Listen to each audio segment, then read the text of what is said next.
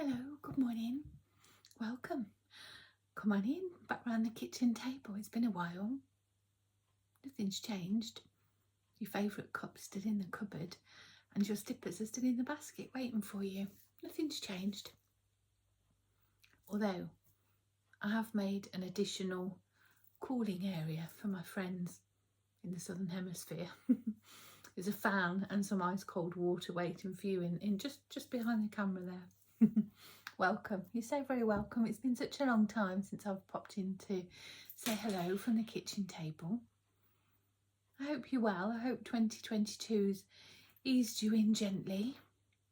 It's the end of January now. I think, what's the date? 28th. Quite sped around this month, hasn't it?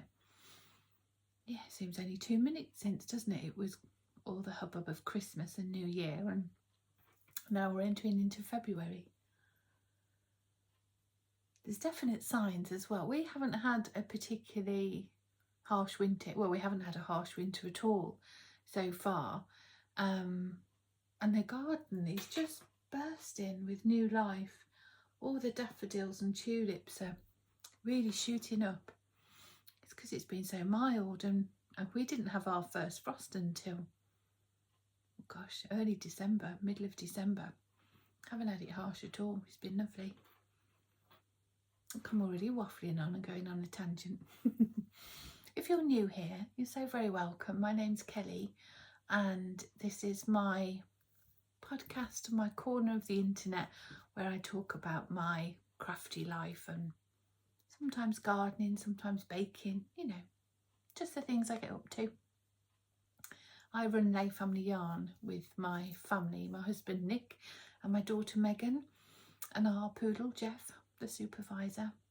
He's asleep on the sofa, so he's not here to, well, he is here, he's just in the other room there. I had to just stop there. Somebody knocked the door. Just when you think, you know, you've all set up and the postman's been, the delivery guy's been, so there should be no distractions, inevitably there is. It was my neighbour dropping off a cake parcel. So that's always very welcome. She loves baking. Oh, she's our next door neighbour but one. She loves baking, and yeah, she bakes very often, but everything's too big, isn't it? You know, you bake a big cake and you only want a couple of slices. So she drops a couple of slices to us, a couple of slices to her other neighbour, and we all benefit.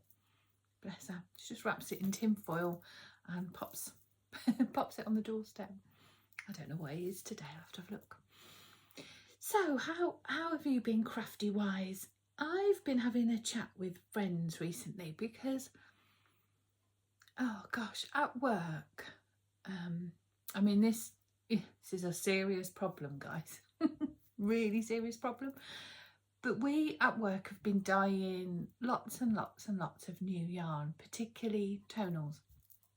So we always dye, well, at least 15 new colours a month, but recently we've been focusing on tonal yarns.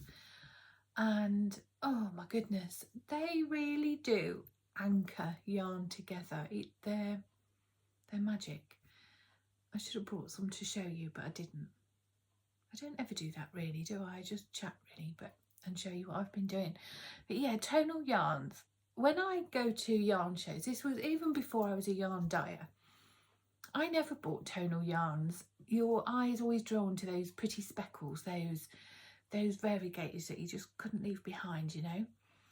And it's lovely, and obviously they're great for socks or single skein projects, and then of course Andrea Mowry with the Find Your Phase craze a few years ago opened this whole new world to us about fading and marling. And now I'm not saying Andrew invented the wheel with that, but I think for me personally it was the first one that really opened my eyes and this whole world to me.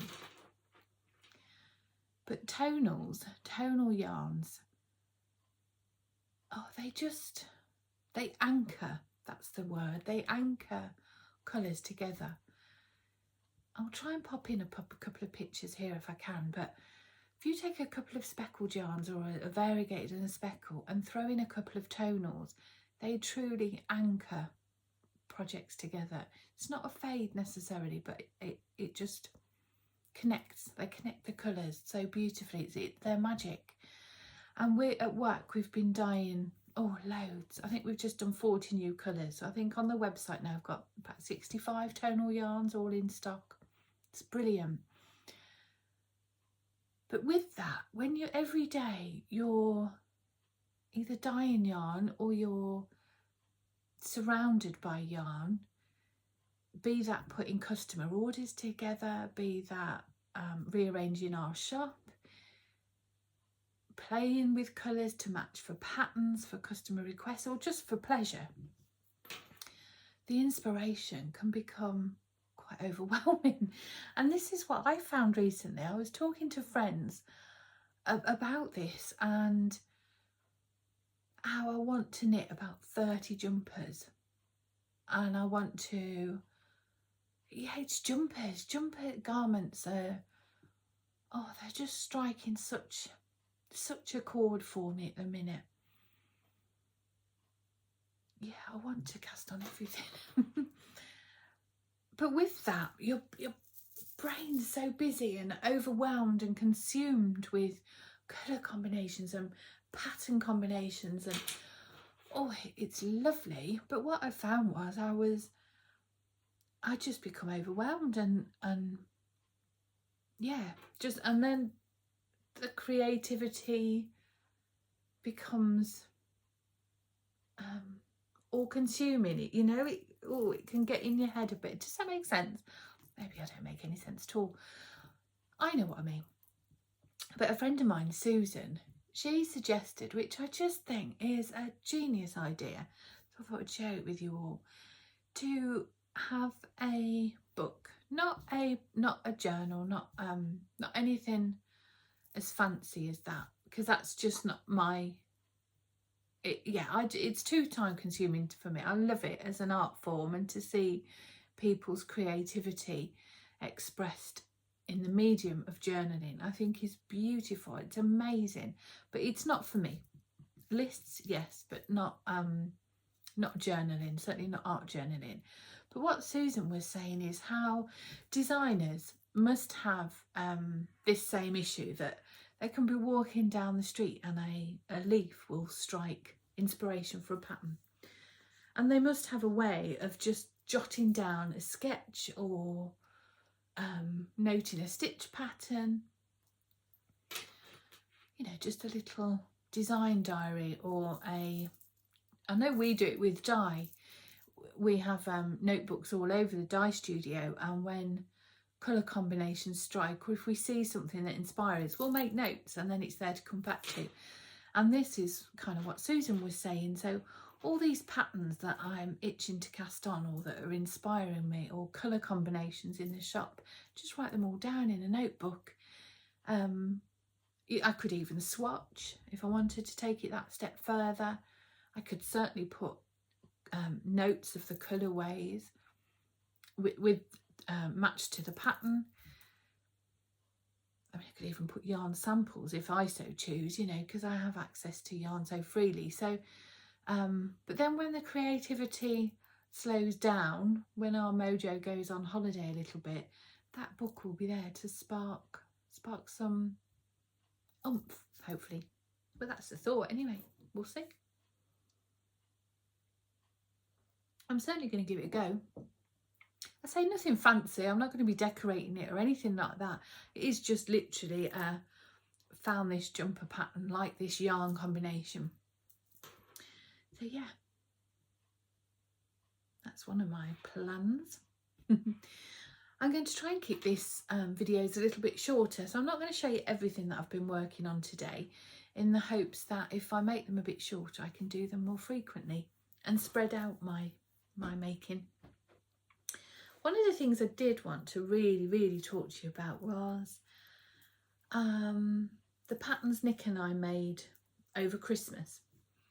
So we both wanted to make something from our advent calendar this year, the one we dyed ourselves.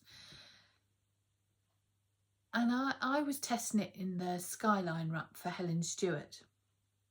And I was knitting it in the order that we'd placed. Our advent was a rainbow, effectively. So we didn't start at red, but you know, we did a rainbow of colours from one to the other. And so when I started the Skyline wrap, which is a beautiful pattern by Helen Stewart of Curious Handmade, it has stripes and chevrons and mosaic knitting, some lace, some slip stitches, absolutely beautiful. You're always working with 2 colours. So as I started with colour 1, and which was the ribbon at the bottom of the wrap, I went into 2 and 3, which was striped, 4 and 5. It quickly became apparent that it wasn't going to work for our advent calendar in the colour combination order that we had designed it for, because the colours were too subtle. So the 2 peaches were just too delicate. There was barely any contrast between the stripes, and it didn't do the pattern any justice, and it certainly didn't do the yarn any justice.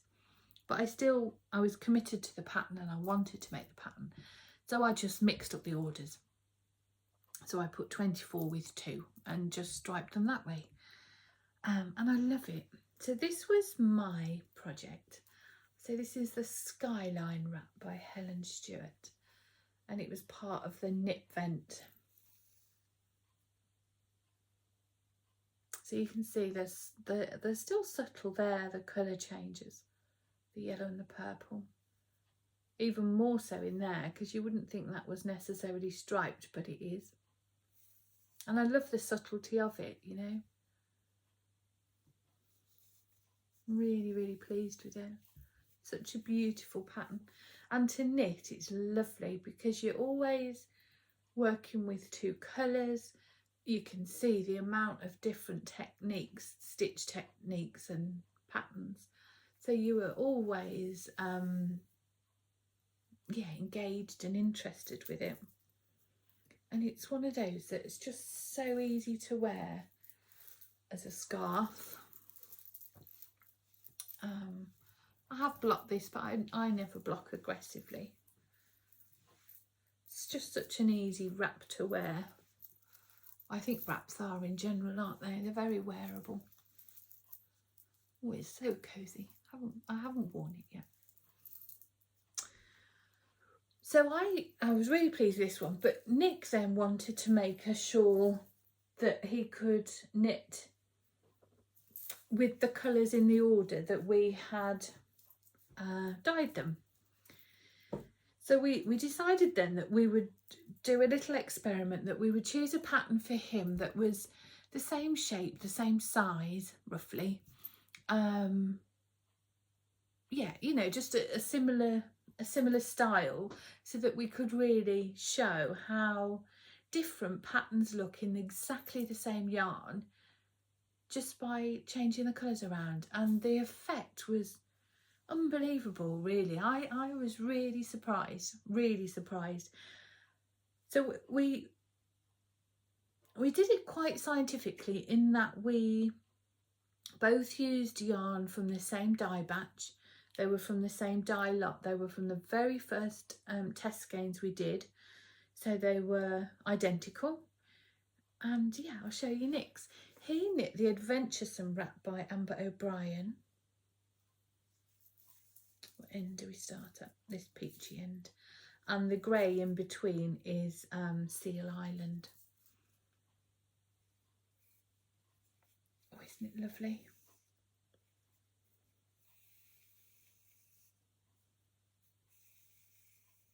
So yeah, this end was 24. So we started with the peachy, went into the yellows and the greens, the pinks, blues, reds, purples, grey. But doesn't it show how different the yarn looks using exactly the same colours from exactly the same dye lot? You would think they were completely different.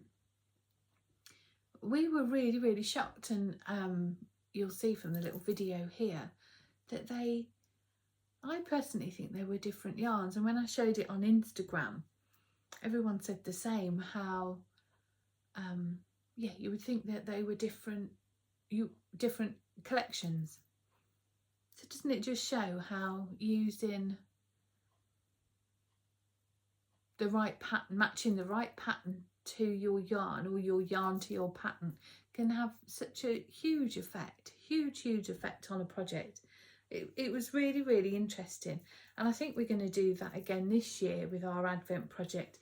We're going to choose different projects to showcase a yarn in different ways, to show how you can get a different effect from the same yarn depending on the project you choose. It was such a lovely thing to do together. We started them, oh gosh, about September maybe, earlier than that maybe, or even August. I know I was knitting mine through the summer when we were at the caravan at our family's holiday home. And then Nick, bless him, he was knitting his to the wire. He was, yeah, literally, he started really early on, but he's a much slower knitter. And yeah, it was Christmas by the time he finished, but it's beautiful. He won't let me keep it. It's going on display in the shop. I might just steal it. This pattern's been out for a few years now, I think, but it's lovely. I would definitely recommend both. Really lovely patterns. One of the other projects I've been working on recently, and particularly over the last week or so, is a new blanket. I wanted to make a blanket in our 2022 Yarn Club, our Squiddle Village collection. And I started one back in November when we first started doing the test colours. And yeah, I was really enjoying it. Yeah, initially I was all go for it. But on reflection, I think it was more for the yarn. I was interested to see the yarn knit and grow rather than the project. You know, sometimes how the whole knitting community, your whole circle on Instagram and everybody you follow seems to be knitting the same pattern. And that's happened a lot recently, hasn't it, with garments and things, that the whole world seems to be knitting the same thing. And you tried and cast on once, maybe twice, 3 times, and it just doesn't work for you, it just doesn't gel. The connection's not there. And that's clearly not a fault of the pattern, it's not a fault of the maker, it's just, I don't know, that spark's not there. And that's what I was finding with the original blanket I cast on. It's faultless, it's beautiful, and I adore it. And when I see other people's on the hashtag, oh, it inspires me endlessly. But for this yarn and for what I want it for at this point in time, it just, as I say, it wasn't connecting. So after a conversation with my friend Sharon and Megan, I initially thought I wasn't going to do a Squiddle Village blanket. I was just going to add in squares to my existing Cozy Memories here and there when I fancied. But Megan said, "You'll regret it if you don't, Mum." And she's absolutely right, I would. Because Squiddle Village is so personal to us. Not only in terms of work, in that there's a lot of thought goes into it, a lot of work goes into it, but also because of the narrative that I create each month, but also that there are so many nuances of the story that are true to our family life that we will reveal at the end, we haven't as yet, that it is incredibly personal. And I think Megan's right that I would regret it if the end of the year came and then we've moved on to next year's planning and next year rocks around. I think I would regret not having that blanket. And you know, ultimately our crafting is our hobby, it's our way to relax, it's our joy, isn't it? And you should make what brings you joy. And for me, that is often blankets. So I cast on, I didn't want to do last year I did a granny stripe blanket, and I love it, but I must say it's not, Megan's made a couple of corner to corner blankets, and in terms of preference, I prefer the corner to corner that Megan's made to the granny stripe that I've made. So yeah, I've had a go at doing a corner to corner. I used a tutorial from Bella Coco here on YouTube, which was who Megan directed me to, and I love it. Oh, isn't it lovely? So up into this bluey one here, that is chapter 1, that is January. Oh, I love it. So we've got Maggie, we've got Legacy, Chamomile Tea, Tiddly Squiddly Village School, Cooper's Cottage, Pocket Full of Sweeties, Yes Sir, Irish Roots, Clara's Cookbook, and Deep Breath. And this one I'm just putting in now is the start of February's, which is Memories. I haven't put these in order of the pack, I've just put them in.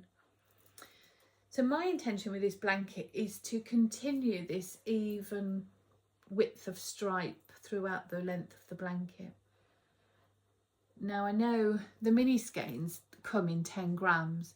So if you buy a pack of minis, then obviously as this blanket grows with each row, then your 10 grams is going to go less. You know what I mean? You know what I mean. Gosh, telling me grandmother to suck eggs here. Apologies. Because I'm in such a privileged position that I have access to unlimited yarn, essentially, I want to keep these stripes at the same width. Now I wouldn't do that ordinarily.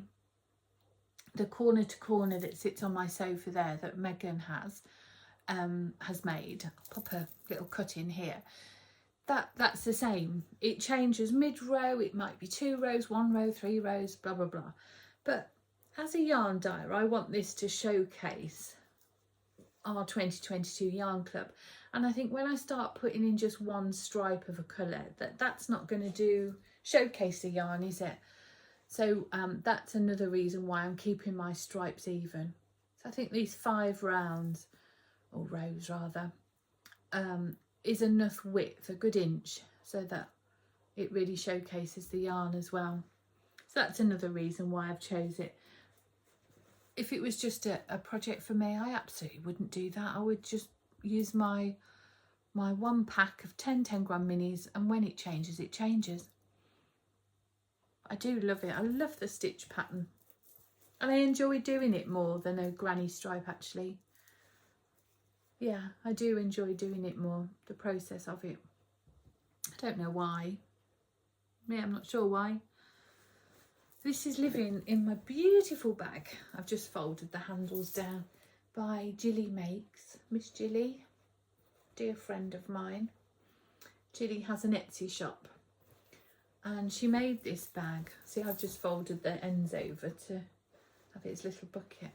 She made this bag for herself in this new fabric line from Tilda, and it reminded her of Squiddle Village, said it evoked that emotion within her. And I went to do a workshop at Jilly's, very early December with Megan, and she was showing me there, and I was like, oh, please make me one, please make me one. So she did. I think she's got them in her shop, or I know she will take custom orders if you fancy one. And as a maker, a bag maker, I can't recommend her enough. She is a dear friend, but there is no bias here. Her work speaks for itself. She doesn't need me to big her up. Her work is exemplary. So that's my Squiddle Village project. What else have I got to show you? Oh, I've brought a pair of socks to show you that I've finished. Oh, sorry, I'll pop them on a sock blocker. These are the Impossible Girl socks by, is it Madeline Gannon? Maybe? Not sure. It's a free pattern on Ravelry. I can't remember the colourway name. I dyed it, but I don't recall the name. There is 2. So yeah, it's the Impossible Girl sock. It's got these twisted stitches down the end. Again, a really old pattern. It's been around for years, hasn't it? I think I've knit 3 or 4 pairs of these. Really lovely socks. I love this yarn base. It's not one we sell in the shop often because it doesn't sell, which I'm secretly quite grateful for because I've always got a stock of it. It's merino, mohair and nylon. You can see, it's not a halo, but you can see the fibres of the mohair. But they're so warm and so strong, because mohair as a fibre has both properties of warmth and strength, and obviously nylon has strength, so they make them incredibly hard wearing socks. They're lovely. I really like them. I've got a pair of socks to show you now, and then I've only ever got one other pair of socks on my needles, which is quite unusual for me, but it feels quite nice. So then when I fancy knitting some socks, I can just cast on. So another project I started this year, not at the start of the year, it wasn't a New Year project. When did I start it? I think it was about the 8th of January. It was a week in. It was the second Saturday into the month. And I pulled out into this little box, this little basket, a load of peachy pink minis. There's a load more in this bag, but I've already used all these ones. See, just all peaches, pinks, corals, all just delicate, beautiful colours from all over the place. Some hedgerow, some beehive, some bakery bears.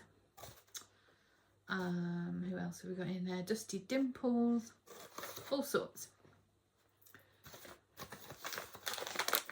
Oh, there's lots of dandelion and dogwood, just all little bits. And I wanted to make some scrappy socks. These scrappy socks, however, are part of a project that I'm calling my positivity project. I have embarking upon a very personal journey this year. Oh, I sound like I'm on the flipping X Factor, don't I? Going on a journey. But it is a journey for me, and it's a very personal journey to regain control of my health and well-being and my fitness and my weight, but that's not the absolute focus. Yeah, but I know in January, or do you know, actually I hear it a lot on Instagram at the start of the year, saying how the diet industry is swooping in like vultures and picking off their latest victims. But I'm not anybody's victim. I'm embarking on my journey with the help of a weight loss club. I'm going to Slimming World, and I'm not embarrassed to say that or ashamed to say that. I'm going to Slimming World, but I'm not a victim. I'm not being preyed upon by a vulture. I'm an educated woman who's made an educated choice to pursue a path that will help me. And yeah, I don't appreciate some of the comments you see from that point of view. Anyway, rant over. However, when I've gone to Slimming World before, I can become quite guilty of focusing on purely the number on the scale rather than my whole holistic health, really. And I can feel really good in myself, you know. I can feel more energized, I'm sleeping better, my moods are balanced, I've not got a headache, you know, all the things. I'm exercising more, I'm drinking less Pepsi Max but more water, you know, so many different things that make up good health, but not just the number on the scale. And yet I could have had an amazing week and feel fantastic. If that number on the scale gives me a disappointment, then it spirals me, and that's something I'm working on. So I wanted to make these socks. I worked out if I knit 8 rows a day, I would have a pair of socks, or one sock in 2 weeks, so a pair of socks a month. And of those 8 rows, 2 rows represent a personal goal. I mean, your goals could be different to mine. Your goals could be turning your work laptop off, or you know, challenging your anxiety and sitting on the front step, if that's what is a personal challenge to you. You know, everybody's different. And each of those 2 rows represent something, and the stripes within the sock. I've put some green and I've put some pink, and they represent different things too. Let me show you, stop waffling. So this little green and pink here was just at the start of the month for me, so I know which was sock 1. And then I got Wade here, and then you can see there's a big gap there. I had to go early that week. So the green stripes represent when I haven't met a certain goal. That could be that I didn't get out for a 3-mile walk that day, or I didn't drink less of my Pepsi Max, whatever. And the pink stripe does represent a weight loss achievement. And the reason I chose this was so, again, as I touched on earlier, journaling and tracking, that sort of thing isn't for me, but knitting is my medium. So I wanted to explore my knitting creativity in a way that gave me a tangible representation of my week and my month as a whole. I hope that makes sense. And it has. It's really helped me. And I knit it in the morning. So I will knit this morning, which is Friday. I will knit Thursday's day. And it just gives me a time to reflect and to think back, have a, you know, contemplate on how my day was really. And yeah, I'm really enjoying it. I've been talking about this on our Patreon channel. I've been sharing it there with my patrons, and a few of my friends there are doing similar for their goals for the year. It could be whatever, you know, it could be a financial thing, it could be to buy 1 less takeaway coffee a day, or, you know, whatever. Everybody's goals are different, aren't they? But for me, I have, what do I have? Like 48, 16, 12, 34, about 64 rows of positivity, and only one of those rows focuses on weight loss. So even if I don't get a weight loss that week, I can see that I've had actually a really good, holistic, healthy week. Anyway, I'm not going to waffle on too much because, you know, it's not for everyone, is it? But, you know, it is what I'm working on this year. And yeah, I've always shared things with you. I've always sort of worn my heart on my sleeve, and yeah, I'm not going to change. But yeah, don't feel the need to comment and tell me not to go to a diet club and not to be a slave to the vultures of the industry. You know, we're all personal. You do you and I'll do me. But it's just a beautiful scrappy sock. I'm working on the second sock. I haven't brought it to show you, but I'm working on the second sock. And next month's colour palette, I've already picked it out and got them in a little jar. It's all icy blues and greys and seafoam greens, and yeah, I'm looking forward to it.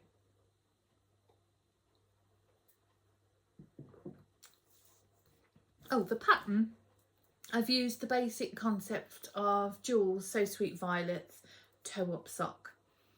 I've put a different toe in because I prefer to do the,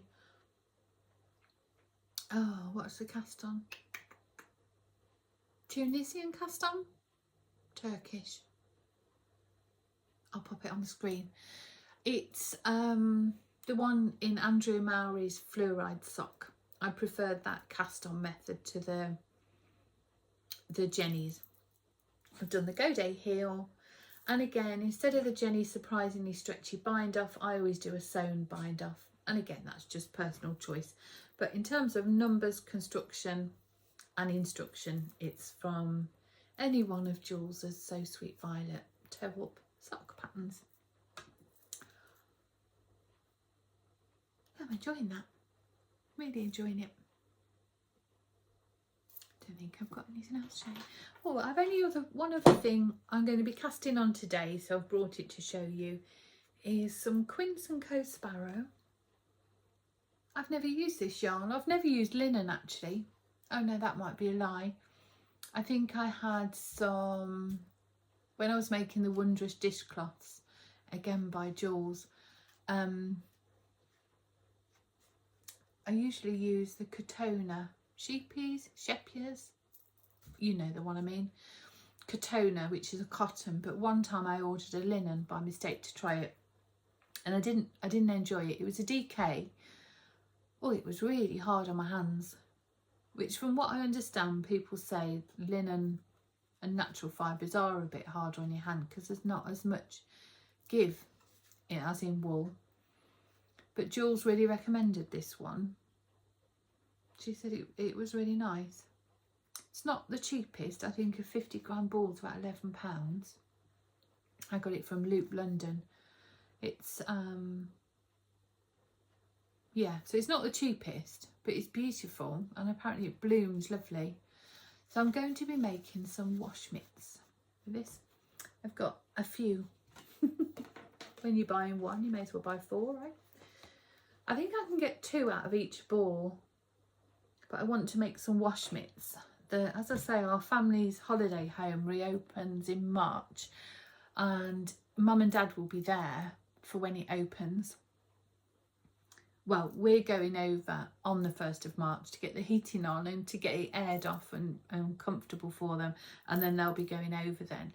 So I wanted to make a little basket of wash mitts with some toiletries in, ready for the season. So I need to get cracking with them. So I'm going to cast one on today. I suspect it's one of those patterns that once you get going, you get going quite well. That's it. Oh, it's been lovely to talk to you. Really lovely. I would just like to spend a minute, if you don't mind, talking about our Patreon channel. So if that's not for you, then thank you so much for coming and spending some time with me. I know I say it every time, and I hope to do this more frequently, but I think not sharing everything all in one go and making it an hour-long episode will allow that. So thank you for your company. Stay for a cup of tea and we'll have a good catch up and a proper natter after. Share all the gossip. Or if you've got to go home. Thank you. If you don't mind indulging me just for a few minutes though, I'm just going to have a little chat about our Patreon channel. We started it in maybe August last year, and I'm really enjoying it. We've really found, I say we because Nick and Megan are becoming much more involved in it now. Initially it was just me. That wasn't ever the plan. The plan was always that it was a family venture. But you know, Nick's really quite a shy chap. Once you get to know him, he's great company, but he is quite shy. And as you know, I've spoke about before, he does suffer with anxiety and social anxiety. So for him to go on camera is quite a big thing. And Megan, you know, she's a 20-year-old kid, and she would never come on YouTube. She doesn't feel a safe space for her, which I totally respect. But Patreon, she's really finding a confidence with, which is beautiful, because we now know the circle of friends that are there with us, which is lovely. So now we've done yarn dyeing videos. Nick regularly films snippets from up in the dye studio when he's dyeing yarn. We post a blog post every Monday and a video every Friday, and the Friday video can be a podcast like this. It can be a we did a little series about knitting with fluffy yarn and how to choose appropriate colours to pair with mohair and Surrey alpaca, that sort of thing. I've got another one to go out in that series this week. We have done baking and cooking, and Megan, oh bless her, she started filming for me, and then it just became,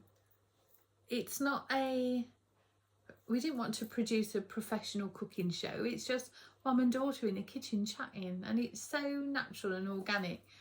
And this last time she took the lead on that and she did the baking. And at the start of the video she was like, I'm not talking, but by the end she was just interacting with our friends. It was so lovely. I'm so proud of her. We do lots of nature walks. Of course we talk knitting and yarn and all the things. But no, it's really good fun. I'm really, really enjoying it. If you don't know about Patreon, it is a fee paying platform. So for us, our tiers, if you will, are £5, £10 and £25. And of course, the higher the tier, the more video content you get. But the top tier, our Coalbrookdale tier, also receive yarn each month. And we dye Patreon exclusive yarns as well that you have the opportunity to purchase if you want to. Yeah, it's really good fun. So I hope you don't mind me mentioning that here. If you've stopped to listen, thank you. If you do want to head over and have a look and see if it's something you'd enjoy watching or taking part of, there's a link in my Instagram bio, and I'll try and pop a link down below in the description box here too, but no promises with that. Not very good. Anyway, I'll leave you with a short little walk that Jeff and I have took recently, and I'll see you very soon.